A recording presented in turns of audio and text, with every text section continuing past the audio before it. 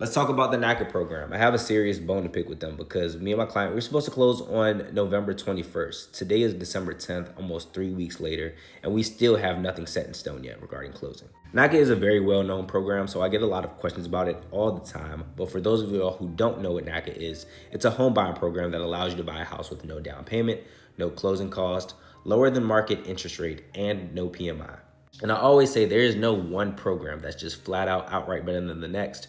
But what you get with the NACA program, you really wouldn't be able to replicate anywhere else. However, the execution of NACA leaves a lot to be desired. Me and my client, like I mentioned, we're supposed to close almost 3 weeks ago. This is our third extension on this property, and we set the closing for 45 days after she went under contract. I've done a lot of NACA deals. This is the longest extension that we've needed, but every single one of them had an extension to some extent.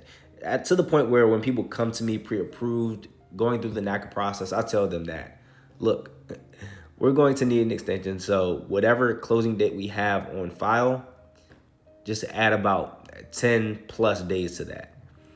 And to NACA's defense, they're one of the biggest programs in the nation. So they have a lot of people going through the program at the same time. However, the execution needs to be a lot better, whether that's hiring a lot more people, hiring more underwriters, hiring more processors, whatever the case may be. NACA definitely needs to increase the level of service that they're providing to people because it's a really great program, but the execution leaves a lot to be desired.